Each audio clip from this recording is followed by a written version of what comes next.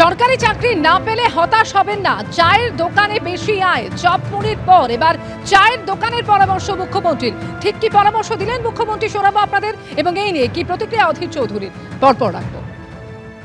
Government চাকরি করতে গেলে কতগুলো সিস্টেম আছে। ইন্টারভিউ কল করে, আপনাদের পরীক্ষা দিতে হয়, ইন্টারভিউ দিতে হয়, এদিকে লক্ষ্য রাখবেন।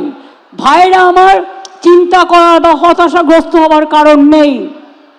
একটা চায়ের দোকানে চা বিক্রি করলেও চা বিস্কুট ঘুগনি ইনকাম খারাপ হয় না, চাকরির থেকে বেশি টাকা পাওয়া যায়।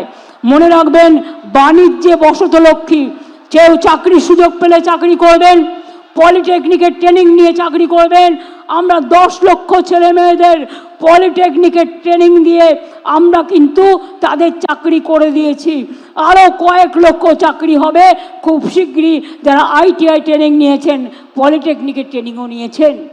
বলছেন সরকারি চাকরির থেকে চায়ের দোকান করলে বেশি লাভ হবে। হ্যাঁ, ওইদিকে দিল্লিতে এক চাবালা বসাছে, দিদি এক চাবালি হবে ওখানটায়। আসফাকুল্লাহ নাইয়ার বাড়িতে পুলিশ, তার বাড়িতে তল্লাশি এবং হাজিরার নোটিশ, এই সমস্ত কিছু নিয়ে এবার আদালতে প্রশ্নের মুখে পড়ল পুলিশ। ইতিমধ্যে আপনারা জানেন, জুনিয়র চিকিৎসক আসফাকুল্লাহ নাইয়া, তার বাড়িতে পুলিশ যায়, সেখানে তল্লাশি চলে, তাকে হাজিরার নোটিশ দেওয়া হয়।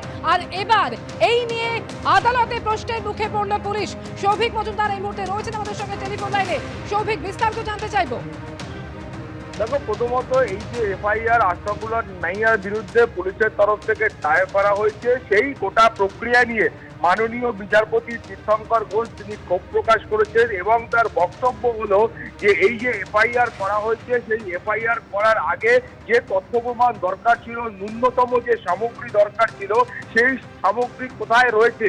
অর্থাৎ যেখান থেকে প্রমাণ হবে যে তিনি নিজেকে ENT বলে দাবি করছেন, তিনি ENT স্পেশালিস্ট বলে দাবি করছেন, সেই সপক্ষে যে প্রেসক্রিপশন প্রয়োজন, সেই প্রেসক্রিপশন কোথায় রয়েছে, সেই প্রশ্ন তিনি উঠিয়েছেন। তার পাশাপাশি তিনি এই প্রশ্ন তুলেছেন যে কোনো পেশেন্ট তারা তো এখনো পর্যন্ত এখানে অভিযোগ জানাতে আসেননি, এবং যিনি অভিযোগ করেছেন তিনি কোনো পেশেন্ট নন, এবং তিনি আসফাকুল্লাহ নাইয়ার সঙ্গে কোনোভাবে তিনি সম্পর্কিত নন বা কোনোভাবে তার কাছে চিকিৎসার জন্য যাননি। ফলত তার বয়ানের ভিত্তিতে কিভাবে একটা FIR দায়ের হয়ে গেল ন্যূনতম কোনো রকম অনুসন্ধান ছাড়া, সেই প্রশ্নও কিন্তু মাননীয় বিচারপতি তীর্থঙ্কর ঘোষ তুলেছেন।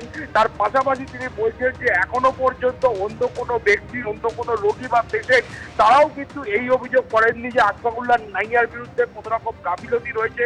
এই ধরনের কোনো অভিযোগ এখনো পর্যন্ত প্রকাশ্যে আসেনি। এবং মাননীয় বিচারপতি বলেছেন যে একজন চিকিৎসক তিনি MBBS পাস করলে তিনি কিন্তু এই ধরনের এই যে প্র্যাকটিস রয়েছে, সেই প্র্যাকটিসের সঙ্গে যুক্ত থাকতে পারেন। ফলত এক্ষেত্রে কোথায় একটা অপরাধ হয়েছে, সেই অপরাধের প্রেক্ষিতে তার প্রমাণ কোথায় রয়েছে, সেই গোটা বিষয়টা এই FIR থেকে স্পষ্ট নয়। ফলে তিনি বলেছেন যে পুলিশের এই ভূমিকায় তিনি অত্যন্ত হতাশ এবং ক্ষুব্ধ। তার কারণ বহু ক্ষেত্রে দেখা যাচ্ছে যে যেখানে শুধুমাত্র অভিযোগ জানাতে একেবারে সিরিয়াস গুরুতর অভিযোগ, সেক্ষেত্রেও পুলিশ শুধুমাত্র GD করে, জেনারেল ডায়েরি করে তারা ফেলে রাখছে। কিন্তু এক্ষেত্রে একজন ব্যক্তি থানায় গিয়ে অভিযোগ করলেন এবং অভিযোগের সঙ্গে সঙ্গে ন্যূনতম অনুসন্ধান না করে FIR শুরু হয়ে গেল এবং তদন্ত প্রক্রিয়া শুরু হয়ে গেল।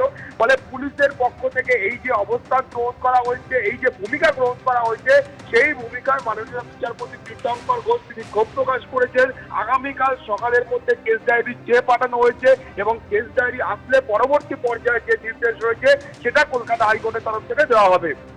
সৌভিক, তুমি আমাদের সঙ্গে থাকো। অর্থাৎ এখানেই মাননীয় বিচারপতি তীর্থঙ্কর ঘোষ বিস্ময় প্রকাশ করেছেন যে জুনিয়র চিকিৎসকের বাড়িতে, অর্থাৎ কাকদ্বীপের বাড়িতে তার তল্লাশি চালায় পুলিশ এবং তারপর তাকে ইলেকট্রনিক কমপ্লেক্স থানায় ডেকে পাঠানো হয়। সেই তলব নিয়ে বিস্ময় প্রকাশ করেছেন আদালত এই জায়গায় যে বহু ক্ষেত্রে তো জেনারেল ডায়েরি করেই ফেলে রাখে পুলিশ, অভিযোগকারী রোগী নন, থানায় গেলেন আর মামলাকু শুরু করে দিলেন।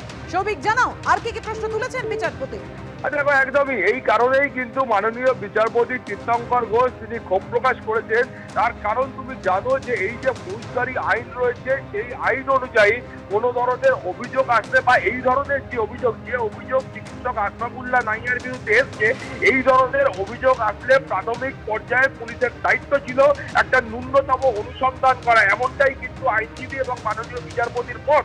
ফলে সেই প্রাথমিক অনুসন্ধান করার আগে পুলিশ যদি মনে করে যে কোথাও আদালত কার্য অপরাধ হয়েছে, কোথাও ধর্তব্যযোগ্য অপরাধ হয়েছে, সেই অপরাধের গভীরতা, সেই অপরাধের গুরুত্ব এবং সেই অপরাধের অন্য যে আঙ্গিকগুলো রয়েছে সেই আঙ্গিক খতিয়ে দেখে তারপরেই পুলিশের তরফ থেকে এফআইআর দায়ের করা হয়।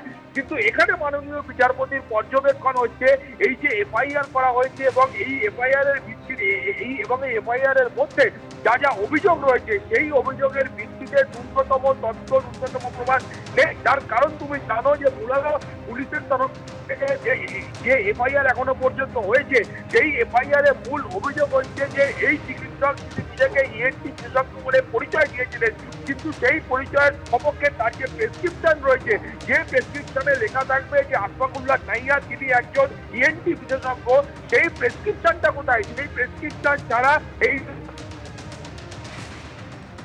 আমাদের প্রতিনিধি সৌভিক মজুমদারের সঙ্গে আমাদের যোগাযোগ বিচ্ছিন্ন হয়েছে। আমরা আবারও যোগাযোগ স্থাপন করার চেষ্টা করব এবং ছত্রে ছত্রে আজকে আদালত যেভাবে প্রশ্ন তুলল আরজি কর নাইয়ার বিরুদ্ধে কেন এফআইআর তা নিয়ে। আপনারা জানেন আরজি কর কাণ্ডে প্রতিবাদীদের অন্যতম মুখ জুনিয়র চিকিৎসক আশফাকুল্লাহ নাইয়া।